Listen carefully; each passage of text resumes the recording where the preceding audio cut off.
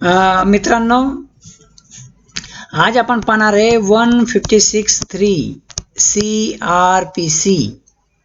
प्रत्येक लॉच्या विद्यार्थ्याने किंवा ॲडव्होकेट जे आता प्रॅक्टिस करत असतील, नवीन ॲडव्होकेट, त्यांना CRPC 156 माहिती असेल. जास्त विश्लेषण आणि एक्सप्लेनेशन करण्याची काही गरज नाही. थोडक्यात तुम्हाला सांगतो की 156 हे काय असतं. मॅजिस्ट्रेटला पॉवर असते की कॉग्निझेबल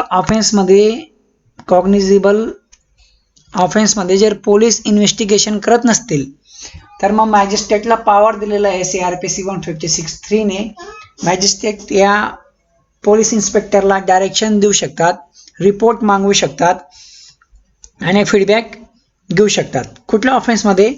कॉग्निझेबल ऑफेन्समध्ये, फक्त कॉग्निझेबल ऑफेन्समध्ये पॉवर दिलेला आहे. तर त्यासाठीचा ड्राफ्ट मी तुम्हाला इथं या व्हिडिओ मार्फत दाखविणार आहे. तर सर्वात अगोदर कोर्टचे नाव, जिथं तुम्हाला हा 156.3 प्रमाणे दावा दाखल करायचा आहे, त्या कोर्टाचे नाव इथं लिहायचे आहे तुम्हाला. In the court of honourable metropolitan magistrate, Karkardooma court, Delhi.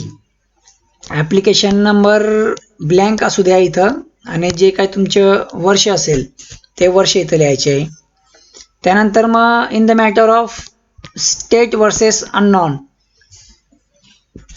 आता FIR रजिस्ट्रेशन झालेलं आहे. या केसमध्ये काय आहे, FIR रजिस्ट्रेशन झालेलं आहे, परंतु पोलीस जे ते इन्व्हेस्टिगेशन मुद्दाम लांबवत आहे. त्यामुळे मी 156.3च्या या ॲप्लिकेशनद्वारे त्या पोलिसांना डायरेक्शन देण्याच्या साठी हा ॲप्लिकेशन दावा दाखल करत आहे. इथं तुम्ही स्टेट वर्सेस पेक्षा जे काही ॲप्लिकेंट आहे, इथं ॲप्लिकेंटचे नाव तुम्ही इथं लिहू शकतात. असं काही गरज नाही की स्टेट वर्सेस अननॉन यायला पाहिजे, असं काही गरज नाही.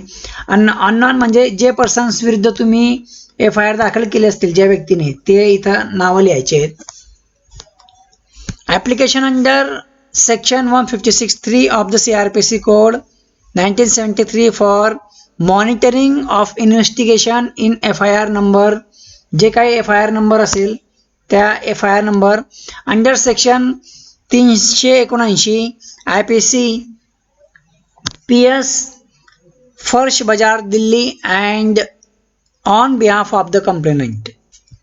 या पद्धतीची तुम्ही हेडिंग टाकायची आहे की 156चे ॲप्लिकेशन CRPC नुसार आम्ही इथं टाकत आहे. कुठल्या ऑफेन्समध्ये? 379 चोरीची केसमध्ये.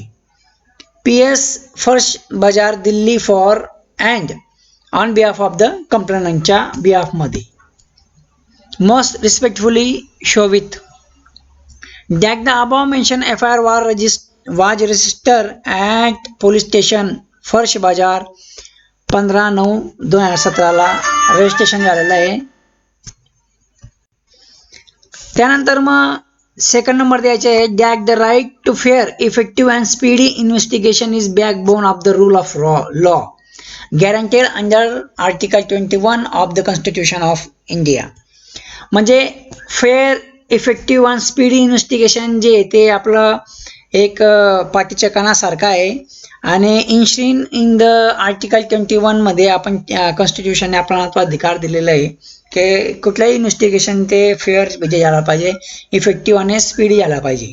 या पद्धतीचे ती ते एक हेडलाईन द्यायची.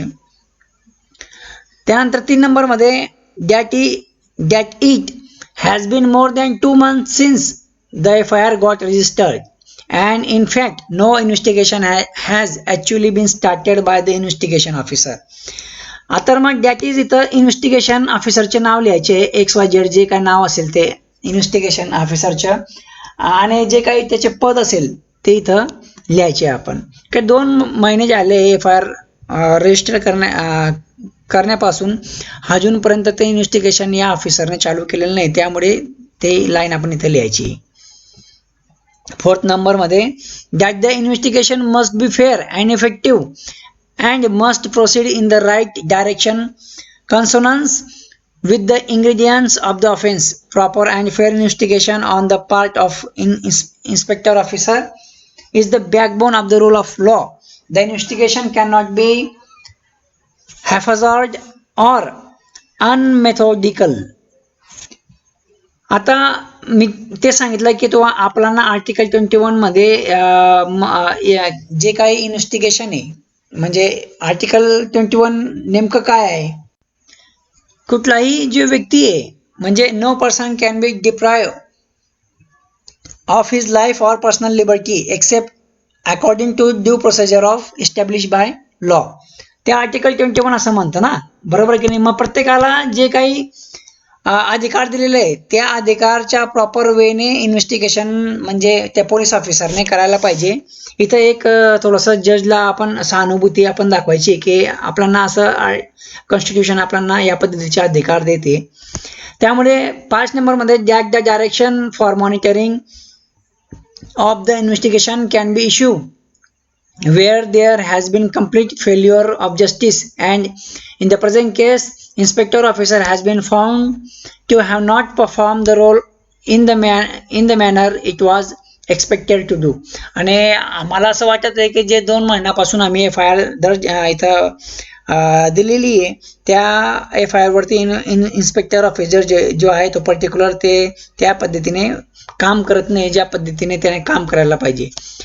इथं केस लॉ दिलेले आपण की honourable supreme court in Sakri Vasu versus state of UP 2000 आजची केस लॉ आहे. त्याच्यामध्ये सांगितलेलं आहे की FIR has been register and even if the police has made the investigation or is actually making the investigation which the aggrieved person feels not proper. पीडित पर्सनला असं वाटत असेल की म्हणजे जे इन्व्हेस्टिगेशन आहे ते प्रॉपर चॅनलने जात नसेल तर मग तो काय करू शकतो 156 ने मॅजिस्ट्रेटला अप्रोच करू शकतो. या पद्धतीच्या त्या Sakiri Vasu versus state of UP मध्ये दिलेलं आहे. 7 नंबरमध्ये that the petitioner is not filed any similar application in any court of law except the present application. या ॲप्लिकेशन व्यतिरिक्त पिटिशनरने कुठेही या ॲप्लिकेशन बद्दलची मागणी किंवा कुठल्या कोर्टमध्ये दावा दाखल केलेला नाहीये. That is the pertinent to mention here that the petitioner of the 22 November 2017 provided vital information regarding the accused, his associate, wide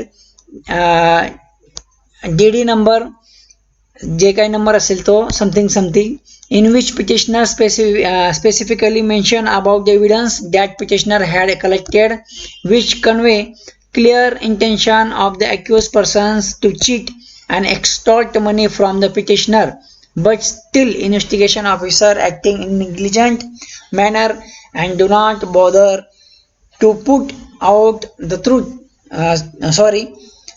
do not bother to peel out the information regarding accused bearing DD number something annexed herewith and marks as annexure A.